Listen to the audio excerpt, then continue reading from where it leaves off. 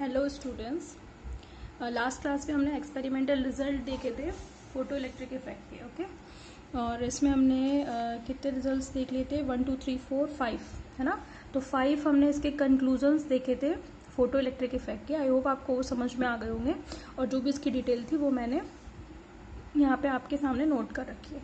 ठीक है, आज हम डिस्कस करेंगे about inability of wave theory, है ना, of light in explaining photo electric effect. यानी कि फोटो इलेक्ट्रिक इफेक्ट को समझाने में जो क्लासिकल फिजिक्स है वो कहाँ कैसे फेल हुई थी उसके बारे में हम देखेंगे। वेव थ्योरी से मतलब क्लासिकल फिजिक्स के प्रिंसिपल से ही है।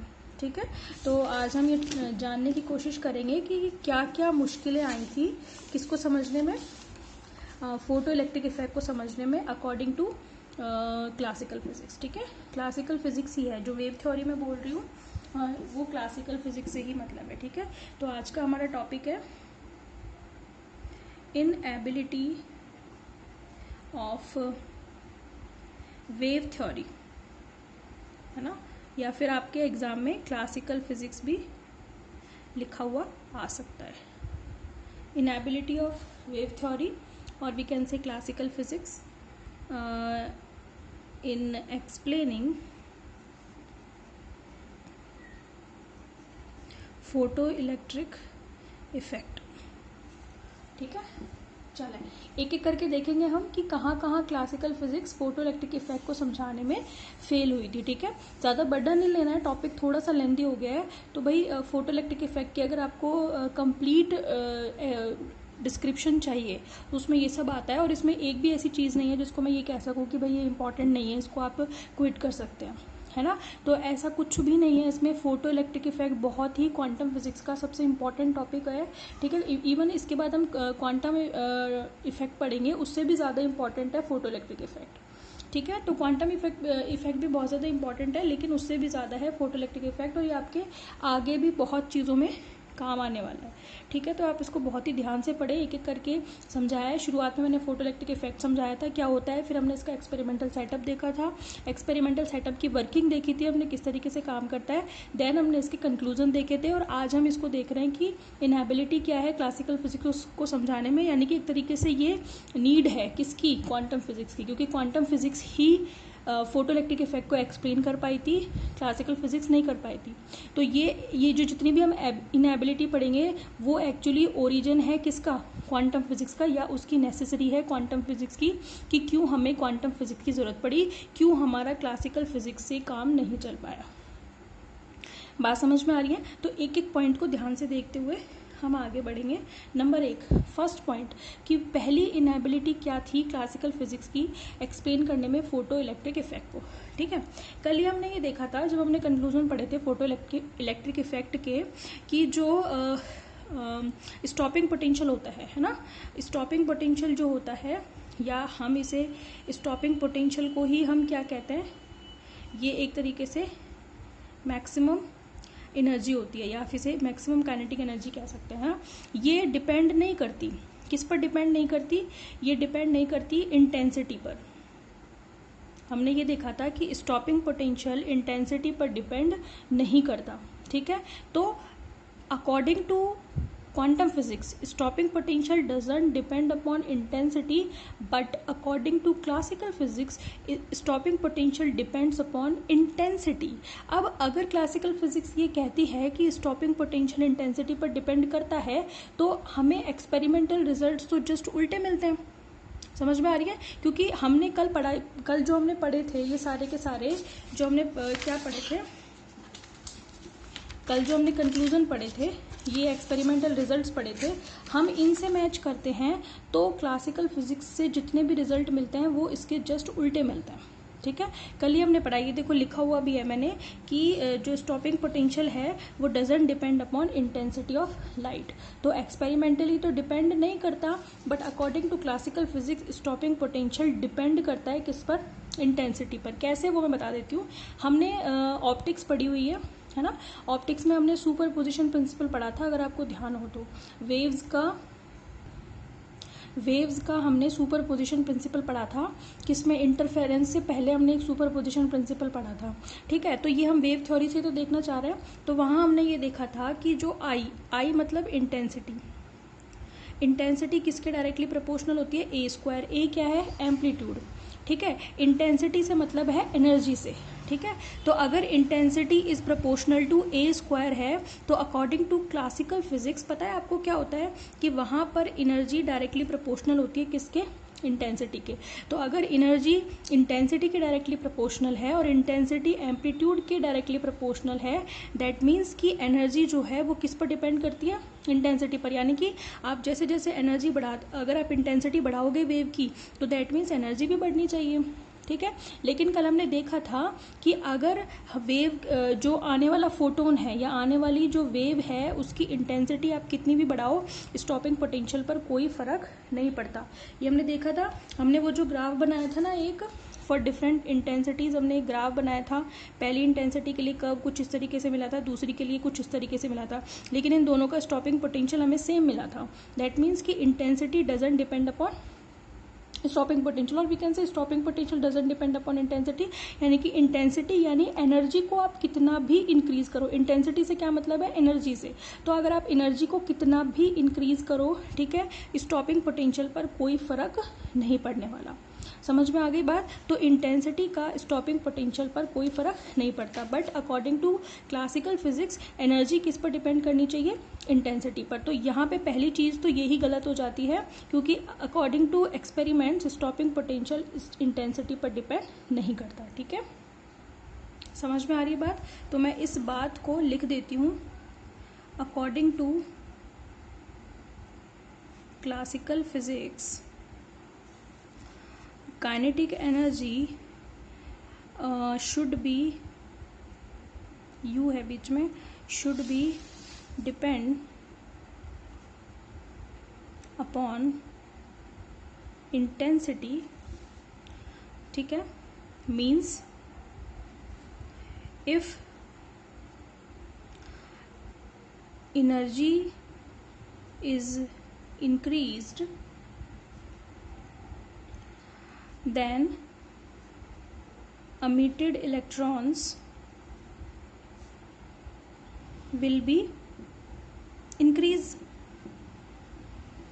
यानी कि अगर आप एनर्जी बढ़ाते हो तो इसका मतलब निकलने वाले इलेक्ट्रॉन भी क्या होनी चाहिए, बढ़ने चाहिए। किसके हिसाब से, according to classical physics. But according to experimental results of photoelectric effect, kinetic energy मतलब stopping potential V नॉट है ना, does not depend upon intensity. तो पहली चीज़ तो यही गलत हो जाती है कि एनर्जी इंटेंसिटी पर डिपेंड नहीं करती। एनर्जी मतलब स्टॉपिंग पोटेंशियल डिपेंड नहीं करता किस पर, इंटेंसिटी पर। समझ में आ गई आपको बात, ठीक है। नंबर 2 सेकेंड चीज़ है, दूसरी बात हमने कल थ्रेशोल्ड एनर्जी के बारे में पढ़ा था। हमने ये कहा था कि थ्रेशोल्ड फ्रीक्वेंसी के बारे में पढ़ा था हम, है ना। तो थ्रेशोल्ड फ्रीक्वेंसी वो फ्रीक्वेंसी थी, वो मिनिमम फ्रीक्वेंसी थी इंसिडेंट लाइट की, जिससे कम फ्रीक्वेंसी पर अमिट इलेक्ट्रॉन्स जो हैं वो किसी मेटल प्लेट से अमिट नहीं होते। हमने कल यही तो डेफिनेशन देखी थी थ्रेशोल्ड फ्रीक्वेंसी की। तो according to experimental results of photo electric effect there will be existence of threshold frequency, ठीक है। यानी कि एक पर्टिकुलर फ्रीक्वेंसी का एग्जिस्टेंस है जिससे कम फ्रीक्वेंसी पर फोटो इलेक्ट्रिक इफेक्ट जो है वो शो नहीं होगा, ठीक है। But according to classical physics,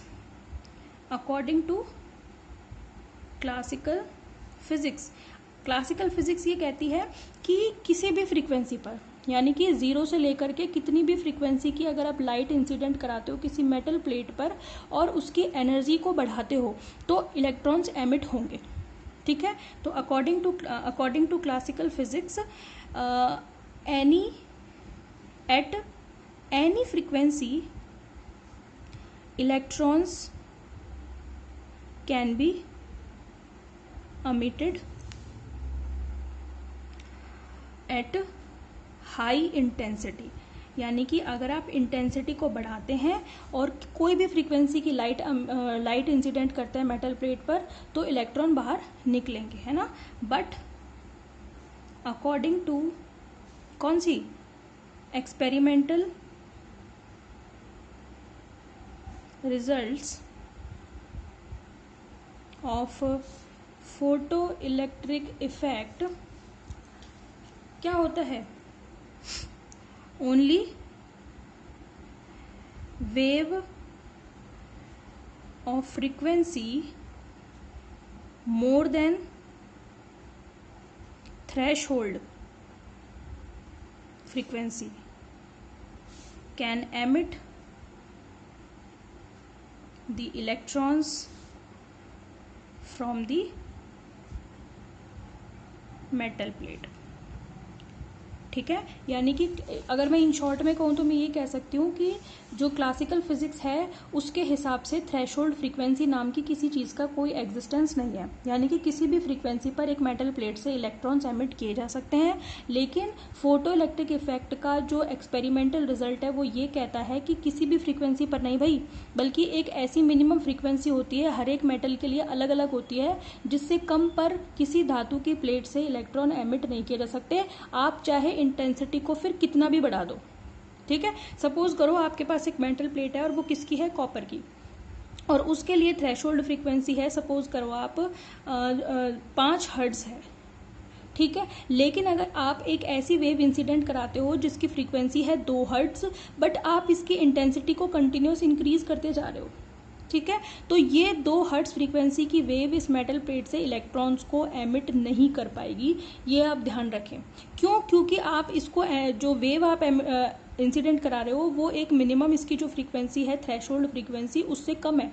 फिर आप चाहे इसकी इंसिडेंट एनर्जी को क्या नाम से इंटेंसिटी को कितना भी बढ़ा दो, ये इलेक्ट्रॉन एमिट नहीं कर पाएगी।